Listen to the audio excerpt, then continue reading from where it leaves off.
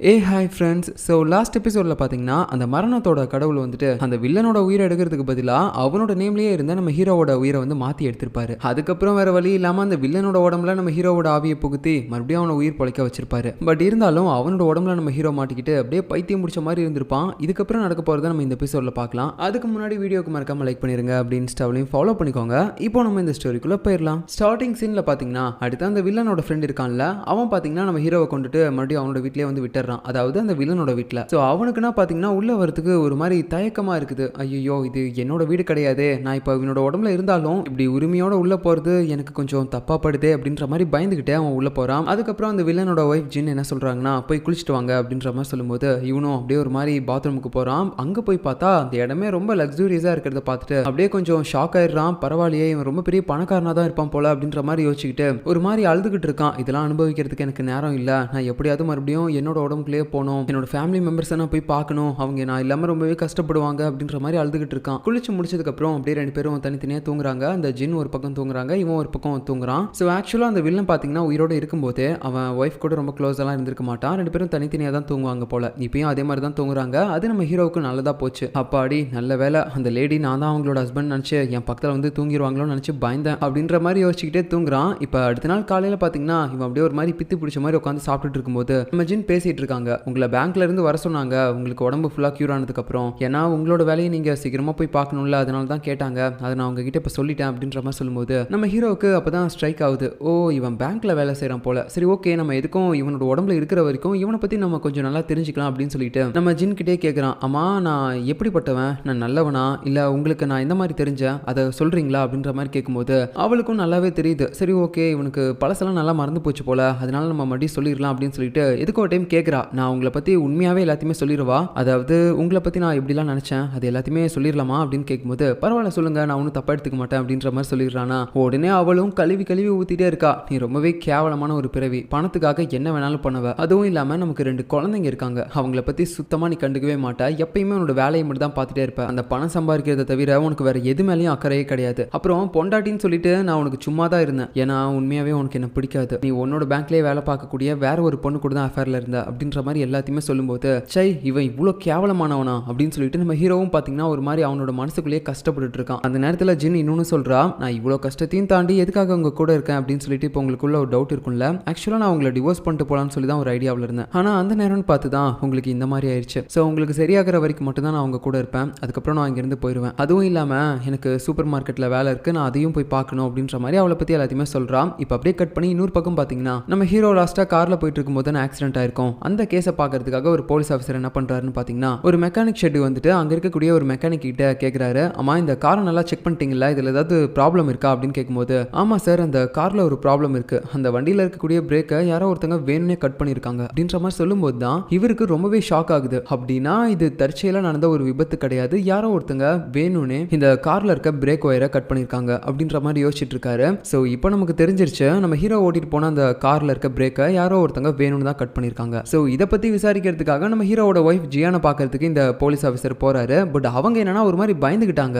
ஏன்னா இதுக்கு முன்னாடியே அந்த வில்லனோட உடம்புல இருந்துட்டு நம்ம ஹீரோ வந்திருப்பான்ல, நான் தான் அவனோட ஹஸ்பண்ட் அப்படின்ற மாதிரி சொல்லிட்டு, அதனால தான் ஆம்பளைங்களை பார்த்தாலே ஒரு மாதிரி பதறிக்கிட்டு ஏதோ உப்பெல்லாம் தூக்கி அவன் மேலே அடிச்சிட்டு இருக்காங்க, இவன் ஏதோ ஒரு பேயா இருப்பான் போல, ஓடிப்போ பேயே அப்படின்ற மாதிரி சொல்லி அடிச்சிட்டு இருக்காங்க. அவனுக்குன்னா ஒண்ணுமே புரியல, என்னடா இது, நான் இப்போ என்னடா பண்ணேன், இதுக்காட இப்படிலாம் அடிக்கிறாங்க அப்படின்ற மாதிரி யோசிச்சுக்கிட்டு அதுக்கப்புறம் பார்த்தீங்கன்னா இவன் நம்ம ஹீரோவோட பொண்ணு ஒருத்தி இருப்பாள்ல, அவ வந்து ஸ்கூல் முடிச்சுட்டு வெளியே வரும்போது அவகிட்ட பேச்சு கொடுத்து அப்படியே விசாரிக்க ஆரம்பிக்கிறான். அது என்னன்னா இவன் வந்து ஒரு போலீஸ் அப்படின்ற மாதிரி சொல்லி எதுவுமே பேச ஆரம்பிக்கல, நான் உங்க அப்பாவோட ஃப்ரெண்டு தாமா, அவர் செத்து போனப்ப என்னால் அங்கே வர முடியல அப்படின்ற மாதிரி பேச்சு கொடுத்துட்டே விசாரிக்க ஆரம்பிக்கிறான். சரி உங்க அம்மாவும் அப்பாவும் எப்படி, அவங்க க்ளோஸாக இருப்பாங்களா இல்லை சண்டை போட்டுட்டே இருப்பாங்களா அப்படின்ற மாதிரிலாம் கேட்கும்போது அவங்க 2 பேருமே ரொம்ப க்ளோஸாக தான் அங்கிள் இருப்பாங்க, எப்பயுமே பிரிஞ்செல்லாம் போக மாட்டாங்க, ரொம்ப ஹாப்பியான கப்புள்ஸ் அவங்க, எனக்கு என்னோட அப்பானா ரொம்ப பிடிக்கும், அவர் இறந்து போனதை என்னால் ஏற்றுக்கவே முடியல அப்படின்ற மாதிரி வச்சுட்டு ஒரு மாதிரி அழும்போது இவர் அப்படியே விசாரணையை ஸ்டாப் பண்ணிக்கிறாரு. சரி ஓகேமா அப்படின்னு சொல்லிட்டு, ஸோ ஒருவேளை நம்ம ஹீரோ இறந்து போனதுக்கு காரணம் அவரோட ஒய்ஃபாக இருப்பாங்களோ அப்படின்ற மாதிரி ஒரு டவுட்டில் தான் வந்துட்டு இப்போ இவகிட்ட விசாரிச்சுட்டு இருக்கான். பட் இருந்தாலும் இப்போ விசாரிச்சு முடிச்சதுல நம்ம ஜியான் மேலே எந்த வித தப்பும் இருக்க வாய்ப்பு இல்லை அப்படின்னு சொல்லி இவர் கன்ஃபார்ம் பண்ணுறாரு. ஸோ அதுக்கப்புறம் பார்த்தீங்கன்னா நம்ம ஹீரோவுக்கு ஆக்சிடென்ட் ஆகிறதுக்கு முந்தின நாள் அவனோட காரை ஒரு இடத்துல பார்க் பண்ணியிருப்பான்ல, ஸோ அந்த கார் நின்றுட்டு இருந்த இடத்துல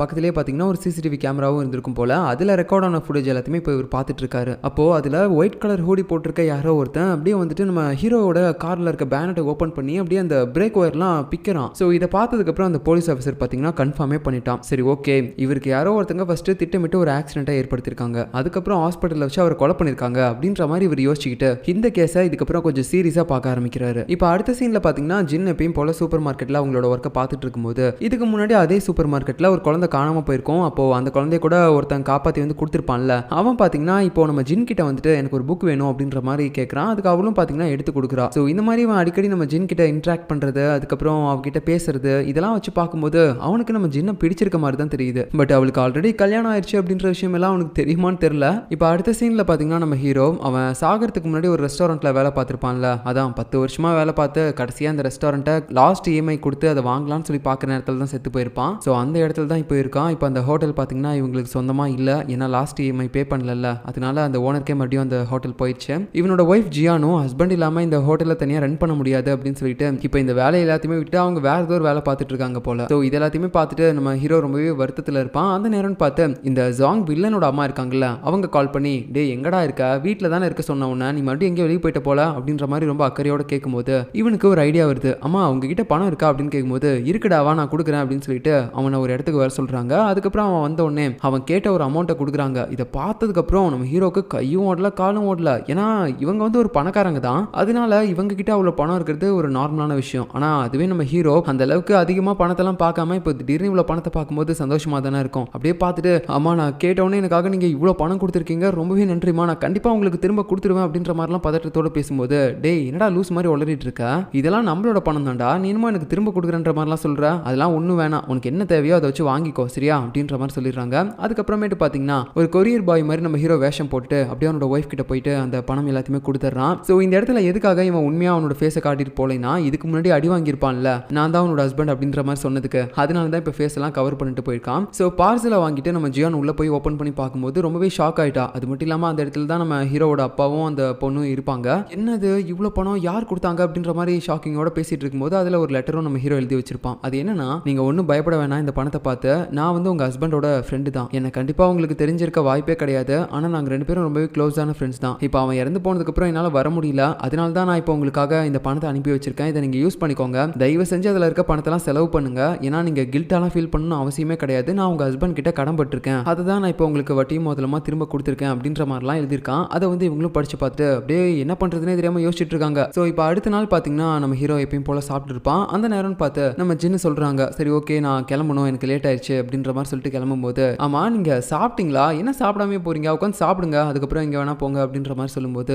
அவளுக்கு அப்படியே ஒரு மாதிரி ஹார்ட் டச்சிங்காக இருக்குது அப்படி கேட்கும்போது. ஏன்னா இது வரைக்கும் அந்த வில்லன் பார்த்தீங்கன்னா ஒரு டைம் கூட நீங்கள் சாப்பிட்டீங்களா அப்படின்னு சொல்லிட்டு இவர்கிட்ட கேட்டதே கிடையாது போல. அதனால தான் இப்போ நம்ம ஹீரோ அவனோட உடம்புல இருந்து கேட்கும்போது இவளுக்கு ஒரு மாதிரி ஷாக்காக இருக்குது. இவன் இப்படிலாம் பேச மாட்டானே, ஆனால் இப்படி பேசுறதும் கொஞ்சம் நல்லா தான் இருக்குது அப்படின்ற மாதிரி யோசிச்சுட்டு இருப்பா. இப்போ அதுக்கடுத்து நைட் ஆகுது. நம்ம ஹீரோ அவனோட ரூமில் இருக்கும்போது திடீர்னு பார்த்தீங்கன்னா அவனுக்கு யாரோ ஒருத்தங்க கால் பண்ணுறாங்க. யார் அப்படின்னு சொல்லி அட்டன் பண்ணி பேசும்போது தான் அவனுக்கு ஒரு ஷாக்கிங்கான விஷயமே தெரியுது. அதாவது இந்த வில்லன் அவன் பேங்க்லேயே வேலை பார்க்கக்கூடிய ஒரு லேடி கூட அஃபேரில் இருந்திருப்பான்ல, அந்த லேடி தான் கால் பண்ணுறாங்க. ஏய் என்னாச்சு உனக்கு, கொஞ்ச நாளாக என் ரூம் பக்கம்லாம் வரல, நீ என்ன ஜாலியாக இருக்கியா நான் இல்லாமல் அப்படின்ற மாதிரிலாம் கேட்கும்போது ஹலோ யார் நீங்கள், ஏய் என்னடா யாருன்னு கேட்குற, நான் தான்டா உன் ஒய்ஃப் அப்படின்ற மாதிரி சொல்லும்போது கண்ணு முன்னாடி நம்ம ஜின் வேற நடந்து வராங்களா, உடனே இன்னும் கட் பண்ணிடுறான். ஏன்னா நம்ம ஹீரோவுக்கு தெரிஞ்சு போச்சு இப்போ கால் பண்ணவ தான் இவன் கூட அஃபேரில் இருந்திருக்கா போல அப்படின்னு சொல்லிட்டு. அதுக்கப்புறம் நம்ம ஜியோனை காட்டுறாங்க. இவன் வந்து இப்போ ஒரு சூப்பர் மார்க்கெட்டில் கேஷியராக வேலை பார்த்துட்டு இருக்கா. அப்போ அவளை பார்க்கறதுக்காக அந்த போலீஸ் ஆஃபீஸர் இருக்கான்ல, நம்ம ஹீரோவோட கேஸை விசாரிச்சுட்டு இருக்கவன் அவன் வருவானா, உடனே அவனை பார்த்து இவன் மறுபடியும் பயப்பட ஆரம்பிக்கிறா. இங்கே பாருங்க நீங்கள் பயப்படுற மாதிரி நான் ஒன்றும் பெரிய ஆள்லாம் கிடையாது,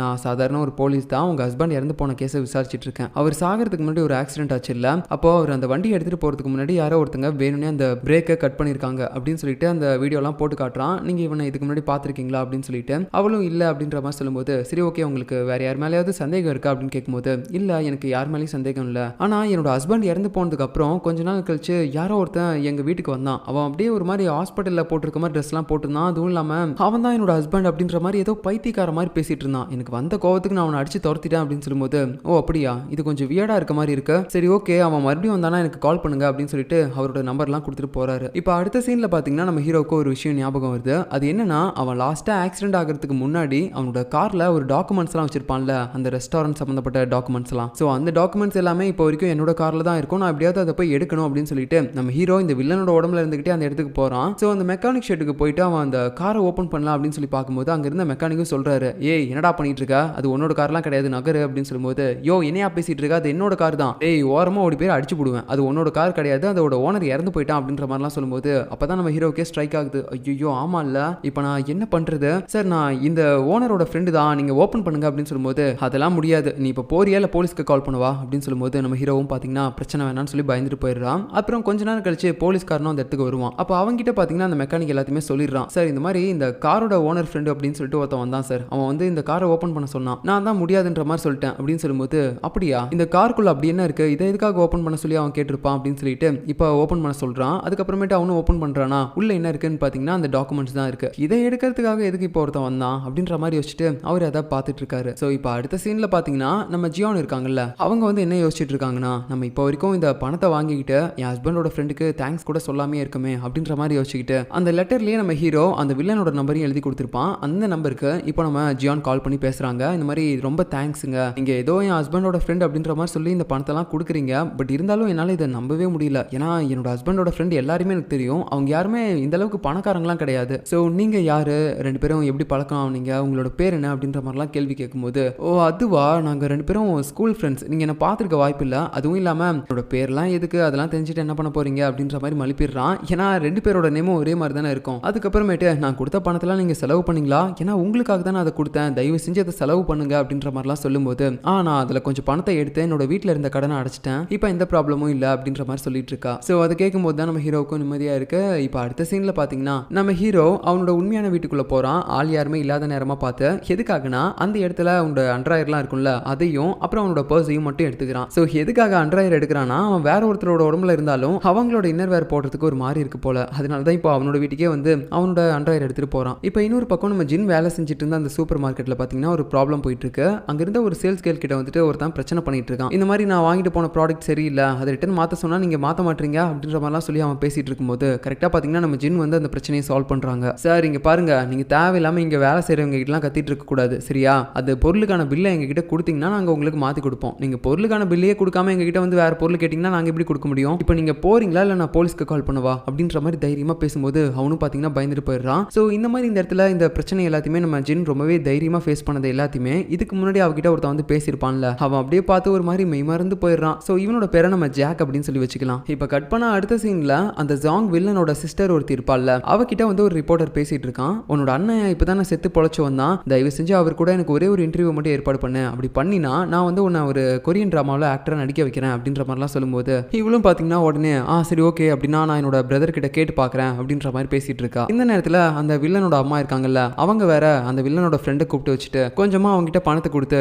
டே என்னோட பையனுக்கு பழசு எல்லாமே மறந்து போச்சுரா, அதனால இதுக்கப்புறம் நீ எப்பயுமே அவன் கூடவே இருந்து கொஞ்சம் பழைய மெமரிஸ் எல்லாத்தையுமே சொல்லி அவனுக்கு பழைய மெமரிஸை கொஞ்சம் கொண்டு வர ட்ரை பண்றா அப்படின்ற மாதிரி சொல்லும்போது, அம்மா நீங்க எதை பத்தியும் கவலையே படாதீங்க நான் பாத்துக்கிறேன் அப்படின்ற மாதிரி அவனும் சொல்லிக்கிட்டு அந்த பணத்தை வாங்கிக்கிறான். அடுத்த சீன்ல நம்ம ஹீரோ பாத்தீங்கன்னா பைத்தியம் முடிச்ச மாதிரி ஒரு சர்ச்சுக்கு போயிட்டு அந்த இடத்துல அந்த பாவ மன்னிப்பெல்லாம் கேட்பாங்கல்ல ஒரு ஃபாதர் கிட்ட ஒரு ரூம்ல உட்காந்து, அந்த மாதிரி ஒரு ரூம்ல உட்காந்துக்கிட்டு அந்த ஃபாதர் கிட்ட பேசிட்டு இருக்கான். ஃபாதர் நான் சொல்ற விஷயத்த யாருமே நம்ப மாட்டாங்க ஃபாதர், அட்லீஸ்ட் இதை பத்தி உங்ககிட்டயாவது கொஞ்சம் பேசணும் அப்படின்ற மாதிரி எனக்கு தோணுது, அதனால உங்ககிட்ட நான் அதை பத்தி சொல்லலாமா அப்படின்னு கேட்கும்போது, சொல்லு மகனே அப்படின்ற மாதிரி சொல்றாங்களா. அதுக்கப்புறம் இவனும் சொல்ல ஆரம்பிக்கிறான், ஃபாதர் நான் இப்பதான் ரீசெண்டா இறந்து போனேன் அப்படின்ற மாதிரி சொல்லும் போதே அவருக்கு ஷாக் ஆயிடுச்சு, என்னடா சொல்ற அப்படின்ட்டு. ஆனா நான் மறுபடியும் இவனோட உடம்புல இருந்து கண் முழிச்சிட்டேன் ஃபாதர், ஆனா இவன் யாரு, எதுக்காக நான் இவனோட உடம்புக்குள்ள வந்தேன் எதுவுமே எனக்கு தெரியல ஃபாதர், இந்த விஷயத்த நான் சொன்னா யாருமே நம்ப மாட்டாங்க, அட்லீஸ்ட் நீங்களாவது நம்புங்க அப்படின்ற மாதிரிலாம் சொல்லிட்டு அவன் பாட்டுக்கு போயிடுறான். அதுக்கப்புறமேட்டு இந்த ஃபாதரும், தம்பி உனக்கு மண்டையில் அடிபட்டிருக்குன்னு நினைக்கிறேன்ப்பா, நான் வேணா உனக்கு ஒரு டாக்டரை ஏற்பாடு பண்ணவா அப்படின்ற மாதிரி இவர் பாட்டுக்கு வளரிட்டு இருக்காரு. அதுக்கப்புறம் நம்ம ஹீரோ சோகமா நடந்து போயிட்டு இருக்கும்போது